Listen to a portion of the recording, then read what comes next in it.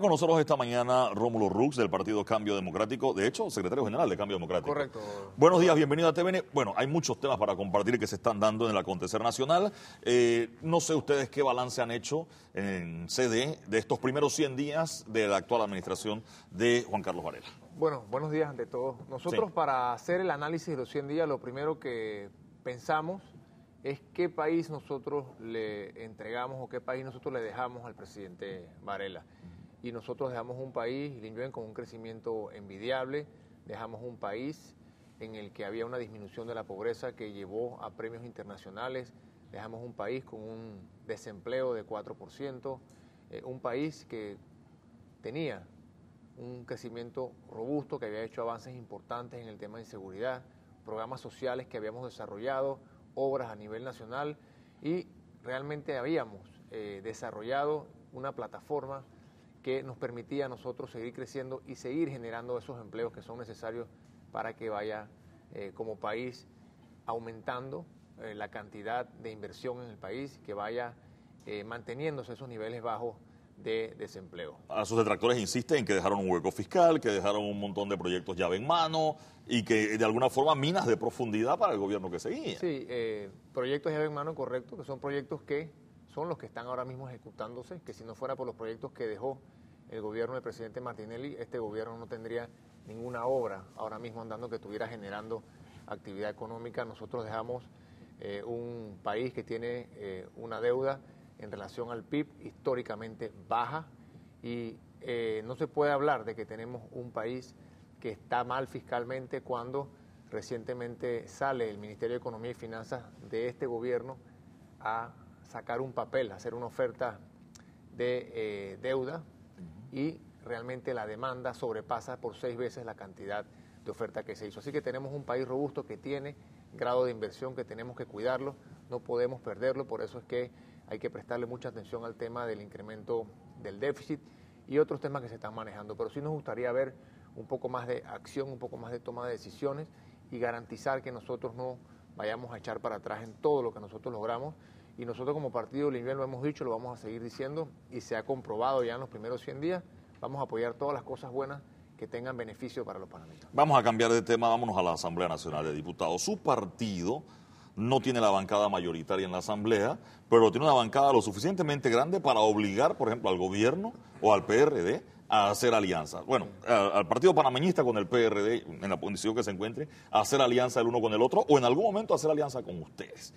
Hay un tema, por ejemplo, ahora mismo la misma Asamblea se prepara a hacer un juicio a un magistrado de la Corte Suprema de Justicia, magistrado que fue escogido durante el periodo en que estaban ustedes en gobierno también.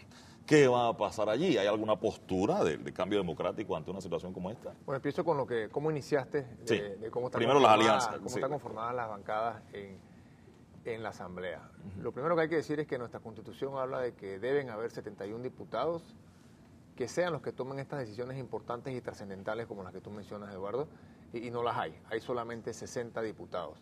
También hay que decir que nosotros como Cambio Democrático tenemos 30 diputados proclamados, solamente hay 20 en sus curules y de lo que estamos viendo hay una decisión, creo que tomada inclusive antes de que se llevaran a cabo los procesos y las audiencias del Tribunal Electoral, de que van a mandar a todos los diputados del Cambio Democrático que están ahora mismo sujetos a impugnaciones, a elecciones nuevas. ¿Todos no creen ustedes que pueden ganar alguno de los casos en tribunales? Eduardo, si esto fuera en derecho, yo te garantizo a ti que la mayoría, si no todos, ya tendrían su curul. Pero esto es un tema político, y hay que decirlo como es. Esto es un tema político. El Tribunal Electoral está, desgraciadamente, jugando a la política en el tema de las impugnaciones. No puede ser que haya 11 ahora mismo. ¿Ustedes no van a ganar ninguna? Que todas sean las de Cambio Democrático y una de Molirena, y que todas vayan a tener el mismo fin. Nosotros estamos preocupados por la forma en que se está manejando esto. Yo fui personalmente, he estado en todas las audiencias y te quiero decir, Eduardo, que aquí lo que estamos viendo es un plan sistemático por parte del Tribunal Electoral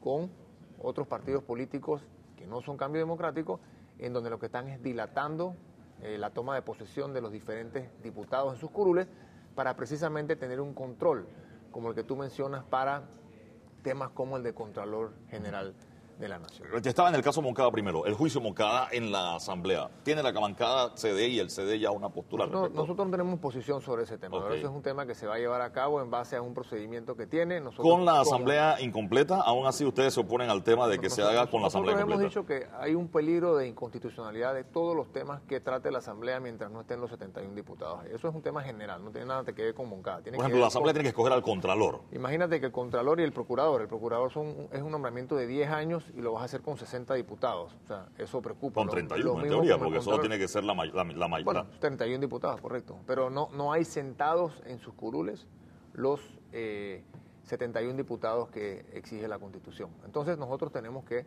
prestarle atención a eso. El tema de Moncada eso es un tema que ya arrancó, es un procedimiento. Como tú sabes, los 9 diputados de las diferentes bancadas, incluyendo Cambio Democrático, votaron a favor de iniciar el proceso de acoger la denuncia, la demanda, y eso debe seguir su curso. En eso nosotros no vamos a meter, eso es un tema que lo tienen que ver los propios diputados que están ahí en base a las pruebas que se presenten o no se presenten. Aquí Vamos no al tema postura de bancada. Vamos al tema del Contralor. En ese sí hay postura de bancada. Leía que Cambio Democrático no va a presentar candidato.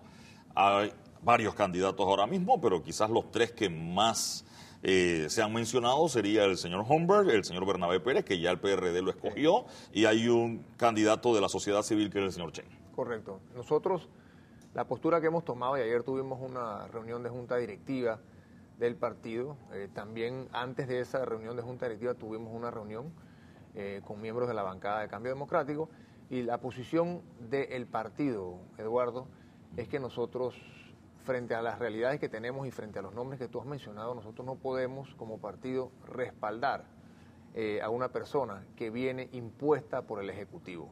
Vamos a volver otra vez a la Constitución que mencionábamos anteriormente, Eduardo. Es potestad de la Asamblea nombrar a el próximo Contralor. Yo creo que nosotros no podemos apoyar a un candidato que viene del Ejecutivo, que viene directamente de la mano de la Presidencia, cuando es un partido que está representado con 12 diputados. Aquí hubo una elección, el 4 de mayo, se respetaron los votos para presidente, se respetaron los votos para Juan Carlos Varela, y ellos tienen 12 diputados en la Asamblea. Ahora, pretender imponer un candidato que viene de la mano del Ejecutivo, para nosotros no es algo viable. Se lo pregunto a usted, como se lo preguntaba a todo el que se ha sentado allí con el que ha hablado tema del Contralor. El Contralor en Panamá, desde que yo estoy en el periodismo, siempre ha venido del Ejecutivo. Es decir, a Chinchorro Carles lo puso Guillermo Endara, a Aristides Romero lo puso Ernesto Pérez Valladares, a Alvin Widen lo puso Mireya Moscoso, a Dani Kuzniecki era el candidato de Martín Torrijos, y Gioconda Bianchini era la candidata de Ricardo Martinelli. Correcto. Y era una candidata que venía impuesta por el Ejecutivo, llamémoslo así, de alguna forma. Eso es correcto. ¿Qué diferencia hay entre cuando ustedes propusieron a Gioconda Bianchini y lo que quiera hacer Juan Carlos Varela en este momento? No hay ninguna diferencia, ¿verdad?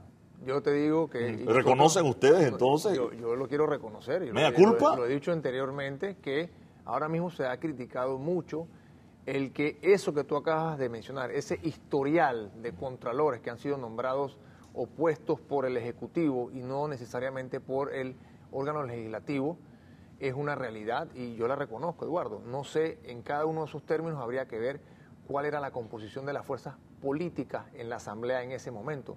No sé si todos esos presidentes tenían 12 diputados de 71. Aquí tienen 12 de 60 por lo que han venido maniobrando con el Tribunal Electoral.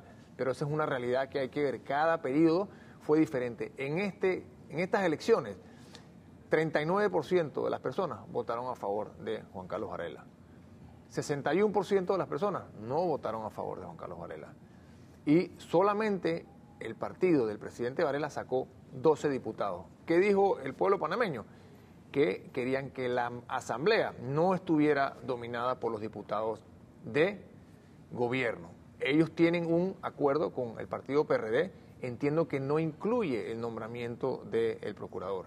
Nosotros, ¿qué estamos diciendo? Sí, se ha criticado, no solamente al presidente Martinelli, todos los gobiernos anteriores, de que el Contralor viene de la mano del Ejecutivo. Bueno, nosotros ahora mismo tenemos 20 votos en la bancada y sentimos que hay críticas, hubo críticas en el pasado y nosotros vamos ahora mismo a tomar una posición. Aunque ustedes han hecho lo mismo. Aunque se haya hecho históricamente en el país. Nosotros reconocemos lo que pasó el 4 de mayo, reconocemos los votos y nosotros lo que estamos diciendo, si se hicieron cosas mal anteriormente, tratemos ahora de rectificarlas.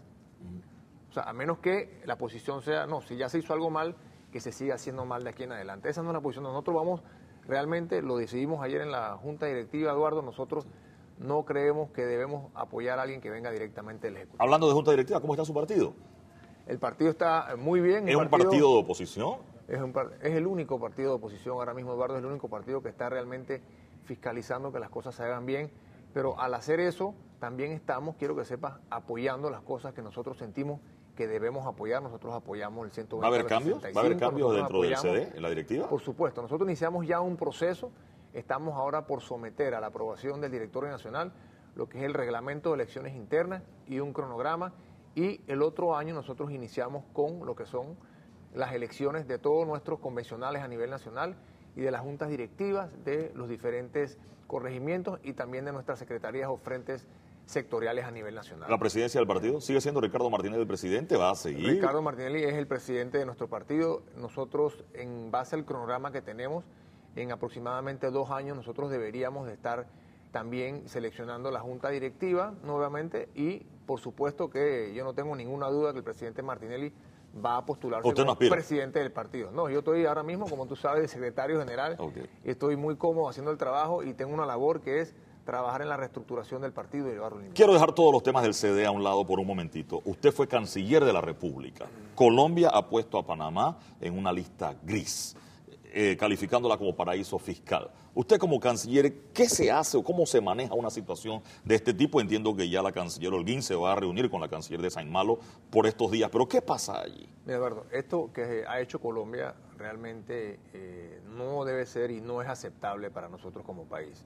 Este es un tema que no es partidista, es un tema en donde todos tenemos que unirnos y nosotros vamos a respaldar cualquier cosa que haga el presidente Varela para defender los intereses de Panamá. Nosotros no podemos permitir lo que ha hecho Colombia, y nosotros, ojalá, en estos 7 días que se le han dado al gobierno de Colombia para que se negocie con Panamá, se pueda lograr una salida que sea beneficiosa para nuestro país.